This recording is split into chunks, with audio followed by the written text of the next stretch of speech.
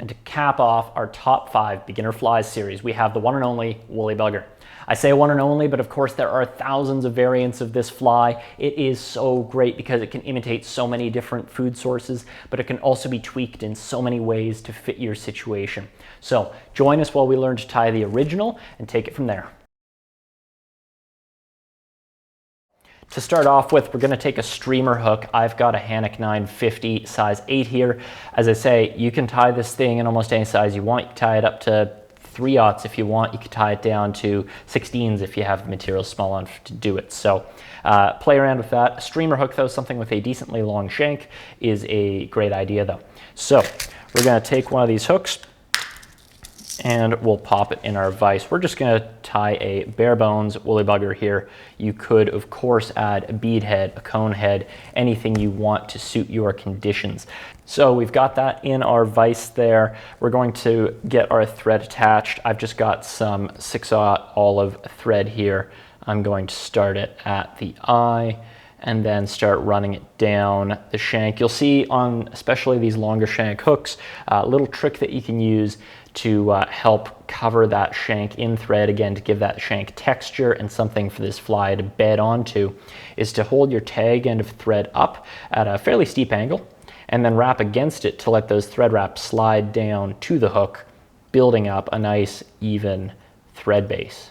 They don't have to be perfectly edge to edge, but this will make that a little easier than trying to freehand it.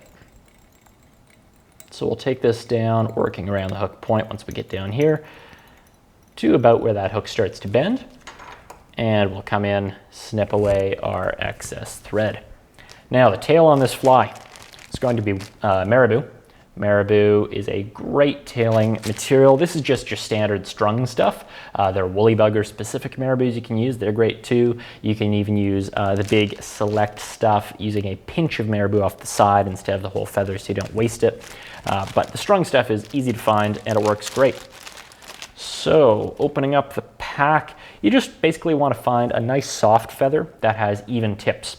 So some of these, naturally, because they are natural materials, may not be quite as suitable as others. You'll find some that are kind of stiff, rigid, don't have a lot of real fluffy bits to them, not great. And you'll find others that are maybe a touch too thin or a little beat up to create a nice full tail. So take a look through. The reality is that most feathers in the pack are usually perfectly good, but there may be a couple that you don't want to use. So here's a really nice downy, fluffy one that's going to create a great full tail, and you'll see all the tips are nicely intact and aligned.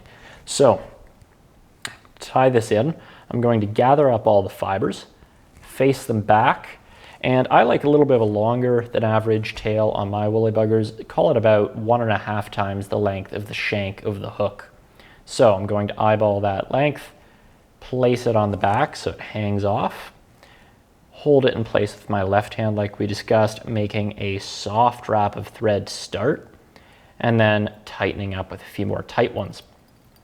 Now my tail is locked in. Now to keep a nice even underbody, which will impact the shape of the body when you have the fly done, I'm going to tie this waist end in the full length of the hook.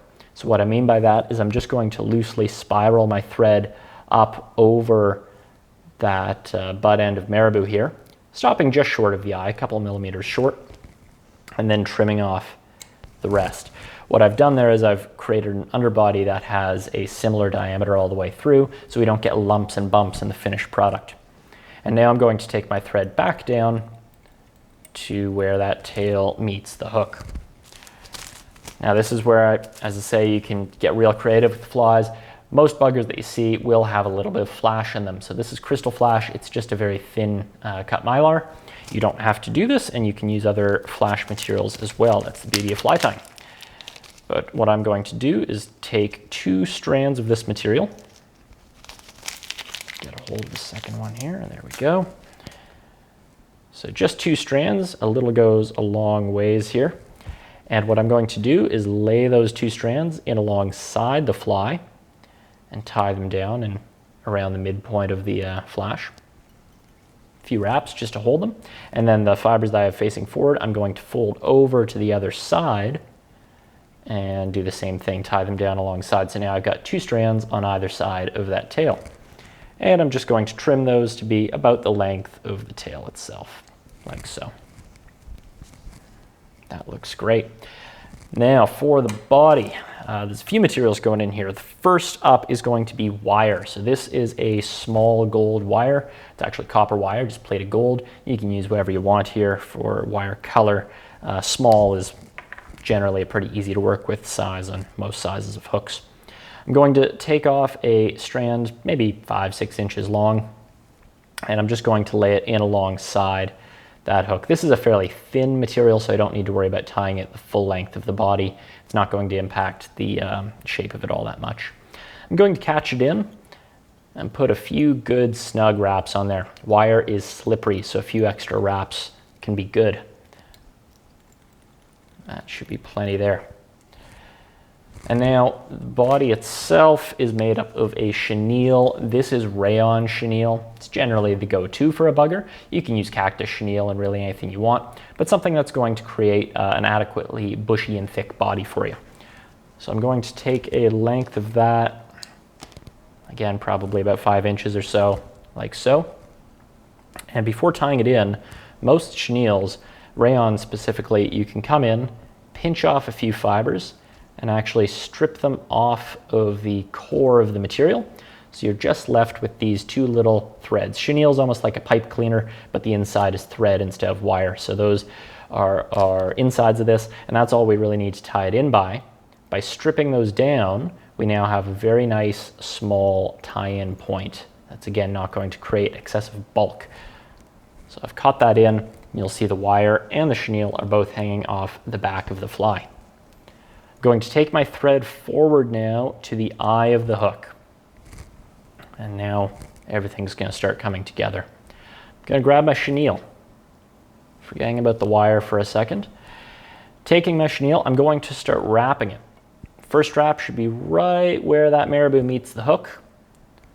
And then we're going to start making just edge-to-edge wraps going forwards towards the eye of the hook, trying to cover up the whole shank. You don't really need to overlap these or double them up, just side-by-side wraps. Now when I get to the front, I'm going to stop just short of the eye, call it 1 turn short. So if I could put another turn on, I'm going to back off and stop there. Holding that chenille in my right hand, my dominant hand, I'm going to come underneath and grab my bobbin and just flip it over the top once to catch it in, to overlap it. Then I can drop my chenille and put a few more tight wraps on top. Now, you could trim this end of chenille, but just in case something goes awry and you happen to break material off and need to backtrack, you can leave that there for the moment. We'll clean up later. Now, the real key to a good woolly bugger is good hackle. Hackle being a rooster hackle. You can get a neck like this. Saddle hackle also works very well. You just want to make sure it's an appropriate size.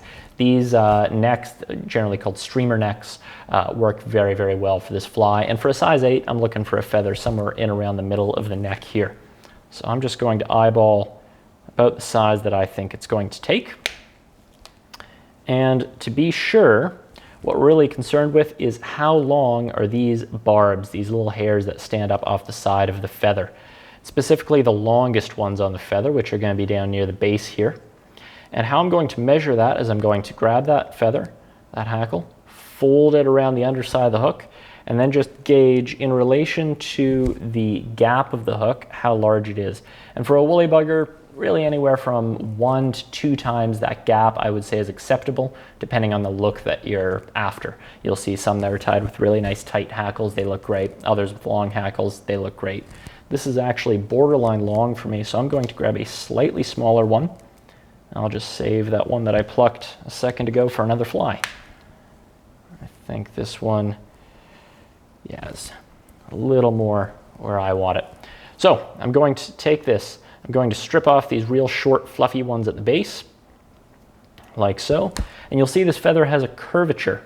So where it curves, so it wants to sort of hug the body, that's the way I'm going to tie it in. I'll place it just on top here, right at the base where I've stripped those fibers off, and tie it in. This is another sort of slippery material, so get a few good real tight wraps on there.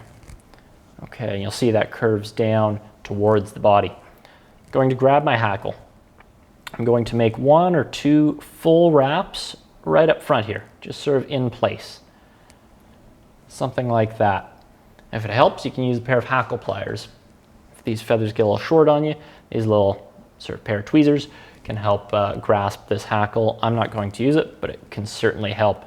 And then I'm going to start wrapping this hackle through the body towards the tail. And you'll see I'm spiraling these wraps, spacing them out a little bit. And I'm probably shooting for about 4 to 5 turns of hackle through the body to the tail here, like so. And you'll see as I've wrapped that, all those little hairs on that hackle have stood up for me nicely now. So I'm going to grab my wire. This is the only real tricky part of this fly, but again, I think you'll manage. If you happen to drop your hackle, you just have to wrap it back again. Was the 10-second delay. So I'm holding the tip of my hackle here. With my other hand, I'm going to grab my wire and I'm going to wrap over the hackle so it catches it and secures it. And then I'm going to start wrapping my wire through the body back towards the eye. So what happens is this wire crisscrosses my hackle at each turn and reinforces this whole body. And I'm just going to sort of wiggle my wire through so as not to catch too many hackle fibers and trap them down. I want to keep them popped up. And when I get up here, those last couple wraps are a little tight. Backtrack for a second. Should be roughly the same number of wire wraps as there were hackle wraps.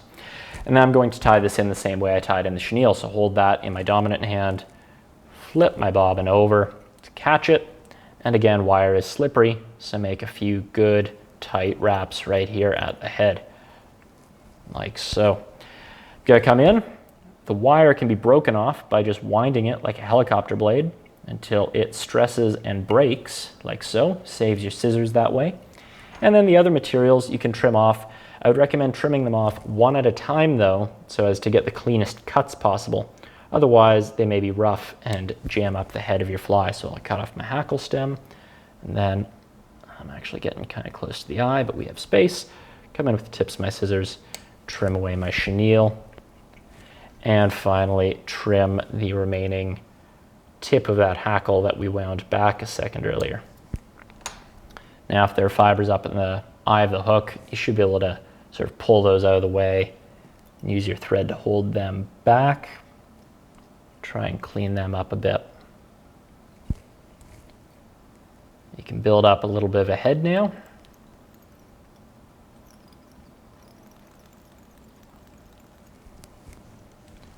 And throw on a whip finish.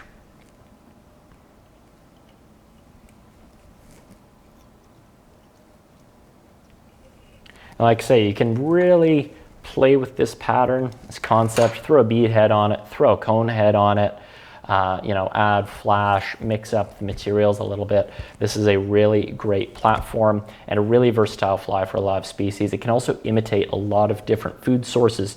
As I throw on a little bit of glue here. A color like this could be some kind of a bait fish or a leech. I think it's actually one of the best crayfish patterns ever designed, just because of how that tail flaps. Is very similar actually to the tail of a crayfish flapping.